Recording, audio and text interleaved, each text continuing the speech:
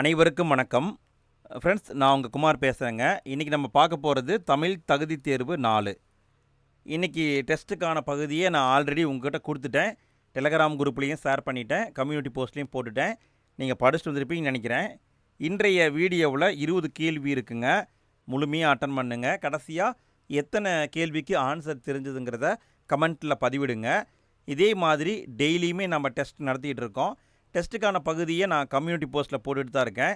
Community போஸ்ட்டில் பார்த்தீங்கன்னா 10 பிக்சருக்கு மேலே அனுப்ப முடியாது. அதனால் நீங்கள் இன்னும் டெலகிராம் குரூப்பில் ஜாயின் பண்ணலைன்னா நம்முடைய டெலகிராம் குரூப்புக்கான லிங்க்கு ஃபஸ்ட்டு கமெண்ட்டில் இருக்குது, ஜாயின் பண்ணிக்கோங்க. டெய்லியுமே அதில் நான் ஷேர் பண்ணிட்டு தான் இருக்கேன். சரி, ஓகே, நம்ம இன்றைய வீடியோக்குள்ளே போகலாமா? சரி, ஃபஸ்ட் கேள்வியை பாருங்கள். இனிமையும் நீர்மையும் தமிழெனல் ஆகும் என்னும் நூல் என்ன? இனிமையும் நீர்மையும் தமிழெனல் ஆகும் இப்படி சொல்லக்கூடிய நூல் பிங்கள நிகண்டு. பிங்கள நிகண்டு. அடுத்த கேள்வியை பாருங்கள். பொறுத்துக. ஓரெழுத்து ஒரு மொழியை கரெக்டாக பொருத்தணும். நம்ம எங்கிருந்து பார்த்துக்கிட்டு இருக்கிறோம்னா கவர்மெண்ட் மெட்டீரியல், அதை வச்சு பார்த்துக்கிட்டு இருக்கோம். சரி, விடையை பார்க்கலாங்களா? குறில் தா என்றால் குபேரன், நெடில் தா என்றால் வியாழன், சோ என்றால் நகர், நியா என்றால் பொறுத்து. அடுத்த கேள்வியை பாருங்கள். சொலவடைகளில் தவறானது எது? சொலவடைகள்லேருந்து கேட்பாங்களான்னு கேட்டால் கண்டிப்பாக கேட்பாங்க. போன குரூப் 4 இல்லாமல் அதுக்கு முந்தைய குரூப் 4ல் கேட்டிருந்தாங்க. கார்த்திகை மாதம் பிறையை கண்ட மாதிரி அதை கேட்டிருந்தாங்க. ஸோ கண்டிப்பாக கேட்பாங்க. சரி, விடையை பார்க்கலாங்களா? விளைச்சலுக்கும் வெள்ளாட்டுக்கும் சென்மப்பகை, இது சரிங்க. உழைக்கிற மாடுதான் ஊருக்குள்ளே விலை போகும், இதுவும் சரிங்க. அடைமழை விட்டாலும் கோடை மழை விடாதுன்னு சொல்லியிருக்காங்க, தப்பு. செடி மழை விடாது அப்படி தான் வரணும், அதனால் இதுதான் தவறு. எறும்பு ஊற கல்லும் தேயும், இது கரெக்டுங்க. அப்போ தவறானது என்பது 3 தான் தவறு. அடுத்த கேள்வியை பாருங்கள். எத்தனை விழுக்காடு அளவிற்கு திராவிட மொழிக்கூறுகளை கொண்டுள்ள ஒரே திராவிட மொழி தமிழாகும்? விடையை பார்க்கலாங்களா? விடை 80%. 80% அளவுக்கு திராவிட மொழிக்கூறுகளை கொண்ட ஒரே மொழி தமிழ் மொழி தான். அடுத்த கேள்வியை பாருங்கள். தமிழை ஆட்சி மொழியாக கொண்ட நாடுகள் எவை? தமிழை ஆட்சி மொழியாக கொண்ட நாடுகள் எவை? இதற்கான விடையை பார்க்கலாங்களா?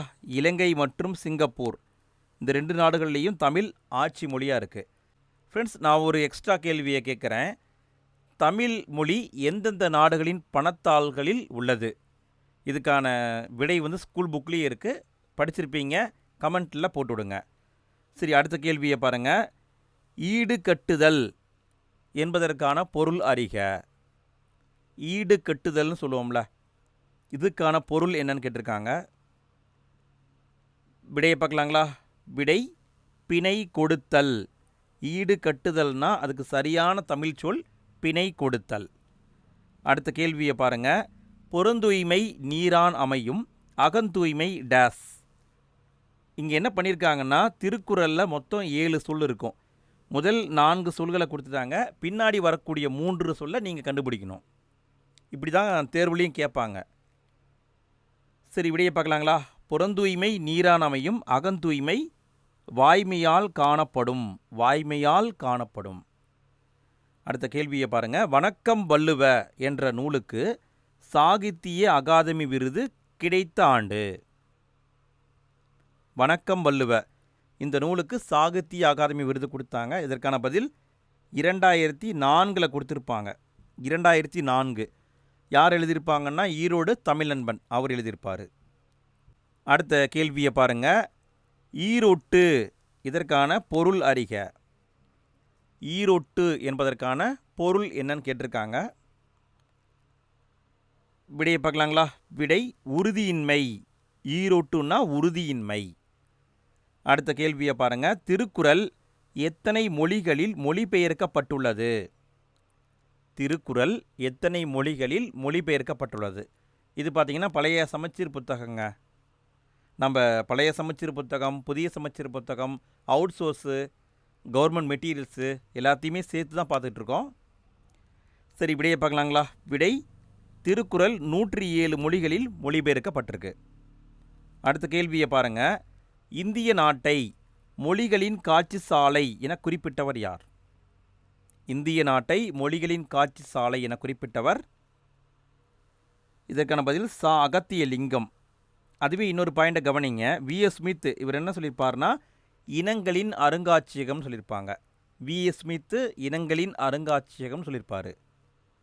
அடுத்த கேள்வியை பாருங்கள். தவறான கூற்றை கண்டறிக. திருக்குறளை பற்றி 4 பாயிண்ட் கொடுத்துருக்காங்க. எது தப்புன்னு கண்டுபிடிக்கணும். இதற்கான விடையை பார்க்கலாங்களா? குறள் வெண்பாக்களால் அமைந்த நூல், இது சரிங்க. திரு என்ற அடைமொழி பெற்ற நூல், இதுவும் சரி. இது 17 மேல்கணக்கு நூல்களுள் ஒன்றுன்னு கொடுத்துருக்காங்க, தப்பு. 18 கீழ்கணக்கு நூல்களில் தான் ஒன்று, இது தவறு. 133 அதிகாரங்கள் உள்ளது, இதுவும் சரி. அப்போ 3வது பாயிண்ட் தான் தவறு. அடுத்த கேள்வியை பாருங்கள். உப்பில்லா பேச்சு பொருள் அறிக. உப்பில்லா பேச்சுன்னு சொல்கிறாங்களே, இதுக்கான பொருள் என்னங்க? விடையை பார்க்கலாங்களா? பயனற்ற உரையாடல். பயனற்ற உரையாடல் இருந்தால் அது உப்பில்லா பேச்சுன்னு சொல்கிறாங்க.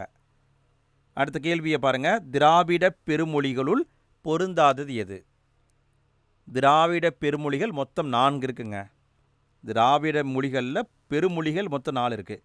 இதற்கான பதில் தமிழ், தெலுங்கு, மலையாளம், கன்னடம்னு வரும், சமஸ்கிருதம் வராது, இதுதான் தவறு.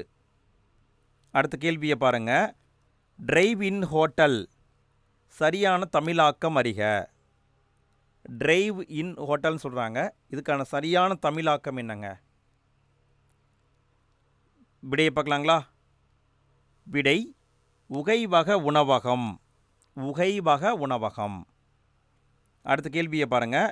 தென் திராவிட மொழிகளில் தவறானது எது?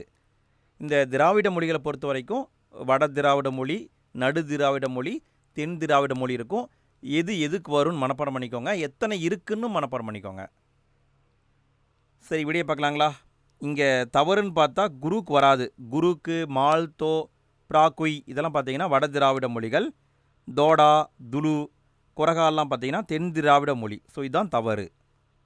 அடுத்த கேள்வியை பாருங்கள். எழிலங்காடி மளிகையகம், இதற்கான சொல் என்னன்னு கண்டுபிடிக்கணும். எழிலங்காடி மளிகையகம்.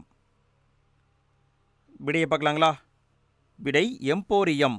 எம்போரியம் அப்படின்னா எழிலங்காடிங்கிற அர்த்தமும் இருக்குது, மளிகையகம் அப்படிங்கிற அர்த்தமும் இருக்குது. அடுத்த கேள்வியை பாருங்கள். தவறான கூற்றை கண்டறிக. எது தவறுன்னு கண்டுபிடிக்கணும். ஃப்ரெண்ட்ஸ், இன்னும் வீடியோவுக்கு லைக் போடாத நண்பர்கள் லைக் போடுங்க ஃப்ரெண்ட்ஸ். உங்களுடைய ஃபீட்பேக்கையும் கமெண்ட்டில் பதிவிடுங்க. உங்களுடைய கருத்துக்கள் ஏதாவது இருந்தால் அதையும் சொல்லுங்கள். உங்கள் ஃப்ரெண்ட்ஸ்க்கும் ஷேர் பண்ணுங்கள். டெய்லியுமே படிச்சுட்டு வாங்க. நாளைக்கு டெஸ்ட்டுக்கான பகுதி என்னங்கிறத நான் கம்யூனிட்டி போஸ்ட்டில் போட்டிருப்பேன், போய் பாருங்கள். இல்லைன்னா நம்முடைய டெலகிராம் குரூப்பில் ஜாயின் பண்ணிக்கோங்க, அங்கேயும் நான் ஷேர் பண்ணிடுறேன். சரி, ஓகே. இதுக்கான விடையை பார்க்கலாமா? குமரிலப்பட்டர் திராவிடர் என்ற சொல்லை உருவாக்கினார், தவறு. திராவிடம் அப்படிங்கிற சொல்ல தான் உருவாக்கியிருப்பாங்க. திராவிடம் அப்படிங்கிற வார்த்தையை மட்டும்தான் குமரிலப்பட்டர் உருவாக்கினார், அதனால் தவறு. கால்டுவெல் அதை பயன்பாட்டு கொண்டு வந்தார், கரெக்டு. அப்போ இங்கே பார்த்தீங்கன்னா கூற்று 2 மட்டும் சரிங்க. அடுத்த கேள்வியை பாருங்கள். உலக தாய்மொழி தினம் என்று கொண்டாடப்படுகிறது. உலக தாய்மொழி தினம் என்று கொண்டாடப்படுகிறது. விடையை பார்க்கலாங்களா? விடை பிப்ரவரி 21 உலக தாய்மொழி தினம், பிப்ரவரி 21. அடுத்த கேள்வியை பாருங்கள். கடைசி கேள்விங்க. திருவள்ளுவரின் கூற்றுப்படி உலகத்தார் உள்ளங்களில் எல்லாம் இருப்பவன் யார்? திருக்குறளை படிக்கிறீங்கன்னா அதுக்கான பொருளையும் நீங்கள் படித்து வச்சுக்கணும். இப்படியும் தேர்வில் கேட்டிருக்காங்க, கேட்பாங்க. உலகத்தார் உள்ளங்களில் எல்லாம் இருப்பவன் யாருங்க? விடையை பார்க்கலாமா? விடை பொய் பேசாதவன். இதுக்குன்னு ஒரு திருக்குறள் இருக்குது. என்ன திருக்குறள்? உள்ளத்தால் பொய்யாதொழுகின் உலகத்தார் உள்ளத்தில் எல்லாம் உளன். இந்த திருக்குறள் அதில் என்ன சொல்கிறாரு? பொய் பேசாமல் இருக்கிறவன் எல்லாருடைய உள்ளத்துலேயும் இருப்பான் அப்படின்னு சொல்கிறாரு. அப்போ இதுதான் ஆன்சர். ஃப்ரெண்ட்ஸ், அவ்வளோதான் ஃப்ரெண்ட்ஸ், இன்றைய டெஸ்ட்டு முடிஞ்சதுங்க. 20 கேள்வியை மட்டும்தான் நம்ம பார்த்துருக்கோம். இந்த 20 கேள்வியில் உங்களுக்கு எத்தனை கேள்விக்கு ஆன்சர் தெரிஞ்சது மறக்காமல் கமெண்ட்டில் போட்டுவிடுங்க. நாளைக்கு டெஸ்ட்டுக்கு படிச்சுட்டு வந்துடுங்க. நாளைக்கு டெஸ்ட் வீடியோ காலையில் 5 மணிக்கு வந்துடும், சரிங்களா? காலையில் 5 மணிக்கு வந்து நீங்கள் அட்டன் பண்ணுங்கள். ஓகே ஃப்ரெண்ட்ஸ், அடுத்த வீடியோவில் மீண்டும் சந்திப்போம். அனைவருக்கும் இனிய காலை வணக்கங்கள்.